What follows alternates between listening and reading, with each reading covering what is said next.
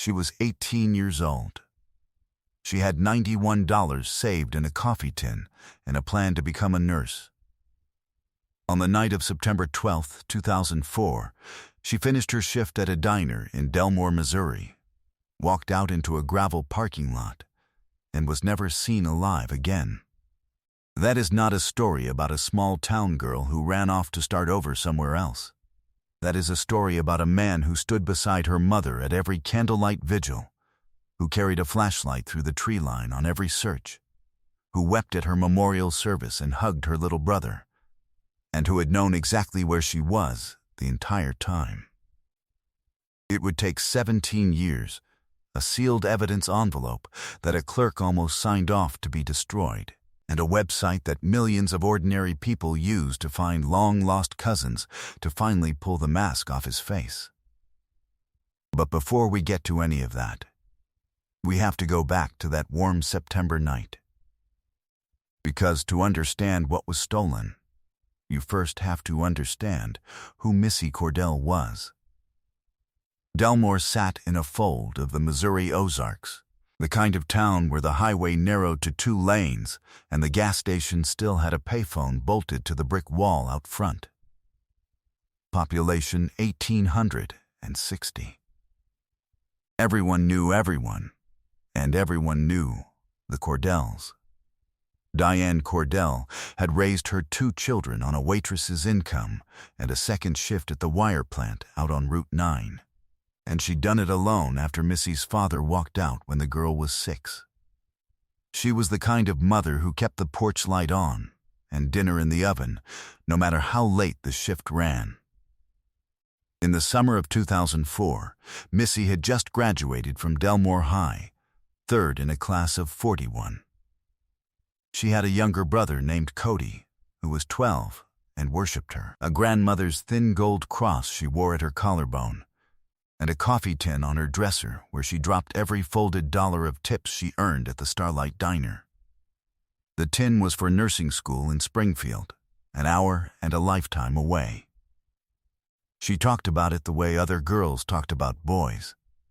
She had a beat-up Ford Escort, the color of a rain cloud, a cassette adapter running to a CD player she'd bought second-hand, and a habit of calling her mother the moment she left work, so Diane wouldn't lie awake wondering. It was 2004.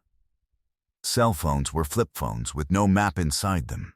Half the county still had a landline in the kitchen, and the girls at the diner passed around a disposable camera behind the counter on slow nights. The Starlight's neon sign buzzed pink against the dark. The fryers hissed. The whole place smelled of coffee and cut potatoes and rain on hot asphalt, and Missy knew every regular by their order before they sat down. She closed on Sunday nights, alone with the cook. That last Sunday, she wiped down her tables, counted her tips into a rubber-banded roll, and told the cook she'd see him Tuesday. She was smiling when she said it. She never knew that walk to her car would be the last thing anyone could account for. At 9:52 p.m., the cook watched Missy step out the back door into the gravel lot and let the screen doors slap shut behind her. That was the last time anyone at the Starlight saw her. At 10:04, her mother's kitchen phone rang once and went dead before Diane could cross the room. She would remember that single ring for the rest of her life, the way you remember a sound you didn't know was the last of something. By 10:40, when Missy hadn't come through the door, Diane pulled on a coat over her nightgown and drove the 4 miles to the diner herself. The lot was empty except for one car. Missy's gray Escort sat under the sodium light, driver's door hanging unlocked. Keys still in the ignition, her purse tipped over on the passenger seat with the rubber-banded tip roll zipped inside. The engine was stone cold, and on the gravel beside the driver's door, half pressed into the dirt, lay her grandmother's gold cross with the chain snapped clean in 2. That detail, the broken chain, would sit unexplained in a case file for 17 years. Diane called the sheriff from the payphone bolted to the brick wall, and she dropped the quarter twice because her hands would not stay still. Deputies arrived within the hour. They found no blood, no note, no witness. What they found instead was a story that didn't fit. A girl who called her mother every single night had left her car, her money, her keys, and the cross she never took off. Girls who run away take their money. Girls who run away take their car. But the sheriff's office was small, and the first report logged Missy as a possible voluntary disappearance.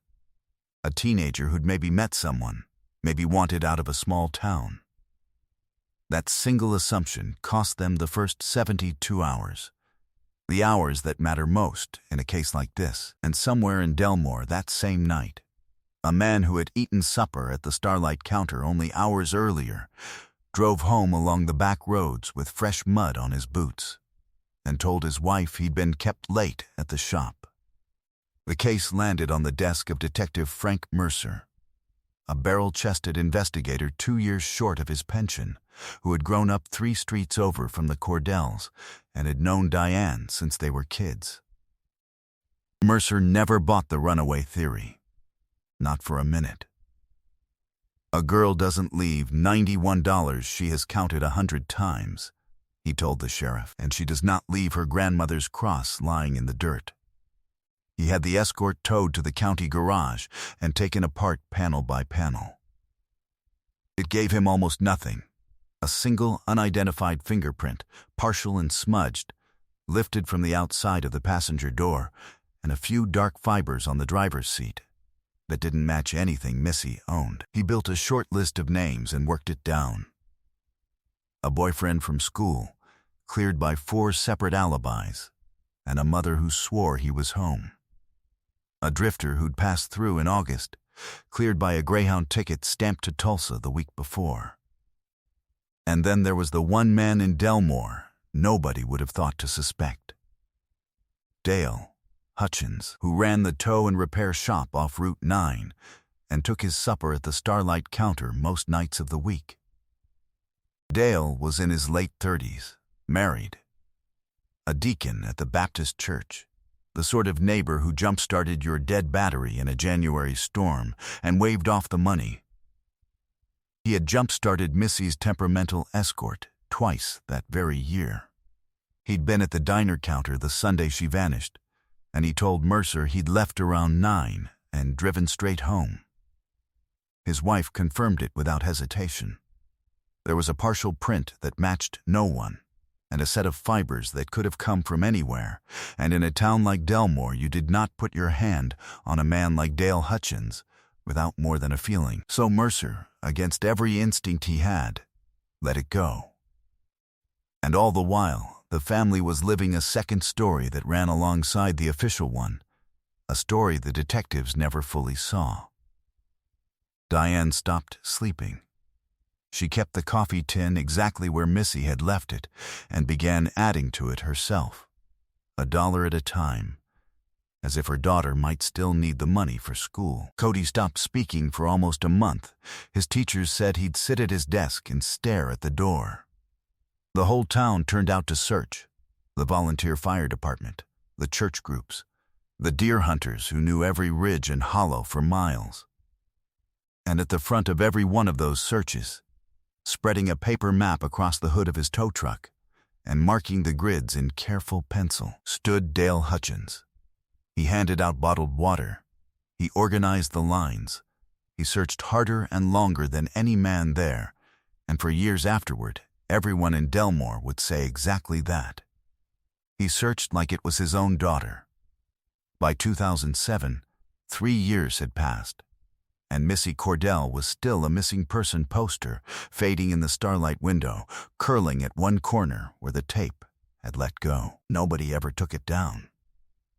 That spring, the nursing program in Springfield mailed an acceptance letter to an address where a girl no longer lived, and Diane read it standing at the mailbox and then tucked it into the coffee tin with the folded dollars and closed the lid. By 2010, 6 years gone, the escort sat under a blue tarp in the side yard because Diane could neither sell it nor bear to drive it, and the tarp went pale and brittle in the sun. The children who had walked to school past the search lines were teenagers now, and some of them barely remembered a Delmore with Missy in it. Cody grew up. He went from a silent 12-year-old into a young man who worked the wire plant on the same line his mother had worked. And every autumn, when the leaves turned, he walked the ridges above town by himself, not really searching anymore, just keeping a habit that had hardened into something like prayer. Diane, meanwhile, aged a decade in those middle years. She left the wire plant when her hands began to shake and took a quieter job stocking shelves at the pharmacy, where fewer people would ask how she was holding up. On the 10th anniversary, the local paper ran a small item on the case, 3 paragraphs and an old yearbook photo. And then, even that stopped. Detective Frank Mercer retired in 2009, but the case did not retire with him. He kept the whole file in a cardboard box on a shelf in his garage, and every few months he'd carry it to the workbench, sit down with a cold beer, and read it start to finish, hunting for the thing he was certain he had missed. His wife would find him out there past midnight some nights.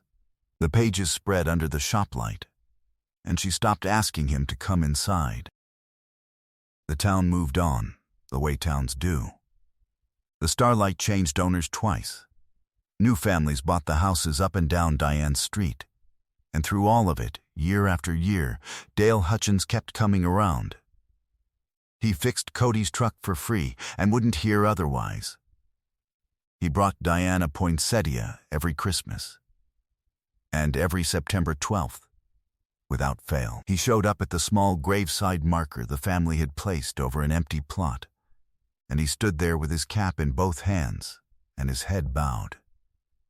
More than once he told Diane, his voice thick, that he prayed every night they'd find whoever did this to her girl. And every time, Diane thanked him. She had no earthly way of knowing that she was thanking the man who had done it. If you've made it this far, you already understand that these are real lives, not just a story, and that piecing one back together takes weeks of records, timelines, and verifying every last fact. If you want us to keep giving these forgotten cases the careful telling they deserve, take a second to like this video, subscribe, and drop a comment telling us where in the world you're watching from tonight. It honestly helps more than you know. Now, let's get back to Missy. The case had been cold for 17 years when a new name finally reopened it. Not a suspect's, but an investigator's. In early 2021, the Missouri State Highway Patrol stood up a small cold case unit, and among the dusty folders that landed on the desk of Detective Lauren Vasquez was one marked Cordell, M. 2004. Vasquez was methodical to a fault, the daughter of a hospice nurse, and something about the coffee tin full of school money stopped her cold when she read the file. She requested the original evidence from long-term storage in the county courthouse basement, and near the bottom of the box she found a small manila envelope, sealed and yellowed. Inside were fingernail scrapings taken from Missy's hands during the 2004 workup, collected on a young technician's hunch, tested with the crude tools of the time, and shelved as inconclusive. The storage log stapled to the box told its own quiet story. The envelope had been flagged for routine destruction twice over the years, and both times someone had scrawled a single word in the margin. Hold, no initials. No name, just someone, somewhere, who refused to let it be thrown away. Vasquez sent the scrapings to a private forensic lab that specialized in something that had not existed in 2004. Investigative genetic genealogy. Here is how it works. In plain terms, when there isn't enough usable DNA to match a known criminal database, scientists build out a much fuller genetic profile and upload it to the same public ancestry websites, where ordinary people go looking for their grandparents and second cousins. The computer never points at the killer directly. Instead, it finds the killer's relatives, a distant cousin here, a great aunt there, And from that scattered web of names, an investigator patiently draws a family tree, branch by branch, until only one person remains who fits every fact of the case. In April of 2021, the lab called Vasquez back. The DNA lodged under Missy Cordell's fingernails, preserved by a snapped chain in a fight the girl had put up in the last minutes of her life, belonged to a man whose own relatives had once spat into a plastic tube for a mail-order ancestry kit, never dreaming what it would one day reveal. Vasquez built the tree over 3 long weeks, tacking printouts across her office wall. It narrowed, and narrowed again, until every line pointed to a single household in Delmore. When she finally wrote the name at the top of her legal pad, she set her pen down and read it 3 times. Then she drove out to a quiet garage, where a retired detective still kept a cardboard box on a shelf, and she told Frank Mercer she was sorry he'd had to wait so many years just to be proven right. When Vasquez sat down with Diane a few days later and explained, gently, what the science had found and what it meant, Diane did not cry at first. She only asked, very quietly, whether it was someone they knew. Vasquez said yes. And in that single word, 17 years of a certain kind of hope quietly ended, and a harder truth took its place. The man who had searched hardest was Dale Hutchins.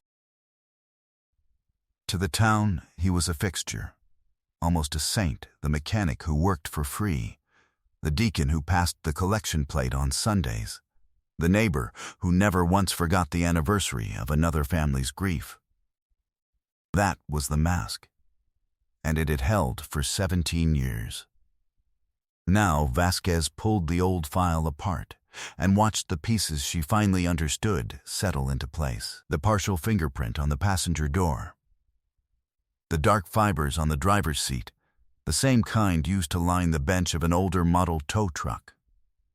The 2 friendly jump starts that had, in truth, put a grown man alone in the dark with an 18-year-old girl before. In hindsight, the signs had all been there, in plain sight the entire time, hidden behind the one thing a small town never thinks to question, a helpful man who is always around. Investigators moved carefully. They needed his DNA without tipping him off, and in the end he handed it to them himself, a paper coffee cup he set down and left on the diner counter, of all the places in the world. The lab confirmed it in a single sentence. It was a match, beyond any doubt. On a gray, drizzling morning in May of 2021, 2 unmarked cars rolled up the gravel drive to the tow shop off Route 9. Dale Hutchins wiped his hands on a red shop rag and walked out to meet them, unhurried, smiling, the same way he had walked out to meet Detective Mercer 17 years before. This time, he did not get to go home. When the news moved through Delmore, it moved like a live wire snapping in a storm. First a stunned silence, then flat disbelief, then a rage with nowhere to go. Neighbors stood in the Starlight parking lot, where it had all begun, and could not force the man they knew to fit the thing he had done. He had carried the water at the searches. He had drawn the grids. He had led them, every single year, everywhere in that county except the one place that mattered. Under questioning, Dale held to the same lies he had told for 17 years, calm and certain.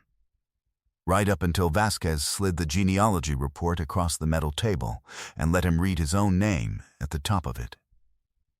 Then, something behind his eyes simply went out. He gave up the location of Missy's remains, a wooded ridge barely 2 miles north of town, a place the search parties had walked past more than once, because the man drawing their maps had quietly routed them around it every time.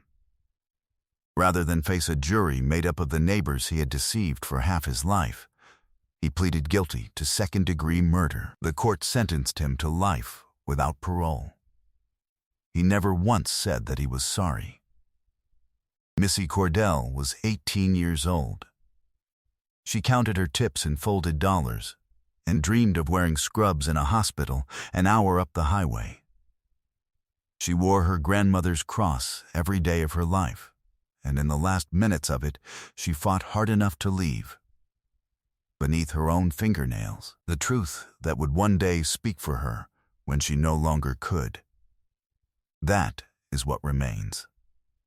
Not the ridge, not the 17 years, not the sight of that man weeping at her vigils, but a bright, stubborn girl who was deeply loved and who did not go quietly into anyone's lie. Diane Cordell finally brought her daughter home and buried her beneath the marker that had stood over empty ground for so long. At the sentencing, she read a statement only 4 sentences long. She said that she had spent 17 years thanking the very man who took her child, and that she would spend whatever years she had left making certain Missy's name meant more to this world than the name of the person who ended her. Cody, grown now, walked the ridge one final time that autumn, not to search. This time, but only to stand where his sister had been and let the wind move through the trees. The case changed things. It became one of the cases Missouri points to when it argues for holding on to old evidence. For the small and stubborn people who scratch a single word in a margin and refuse to let a box be emptied. In a way no one could have planned, a girl saved future cases by the way she fought at the end of her own. And a killer learned, too late that time, which he had believed all along was on his side, had been quietly building the very thing that would undo him. So I'll leave you tonight with a few questions. Do you think justice was truly served for Missy Cordell? Or does 17 years of her killer standing beside her grieving family make any sentence feel far too small?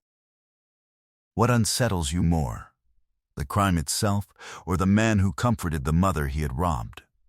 And what do you think it says about all of us that the truth was sitting in a basement envelope the entire time, waiting only for the science to catch up to it? Tell me in the comments below. Justice found Missy Cordell after 17 years of lies. Stories like hers are the reason this channel exists, because the truth, however late it arrives, always finds its way back into the light. If you believe that too, subscribe so you don't miss the next case. More solved cold cases are waiting for you in the description below. And thank you, as always, for being here.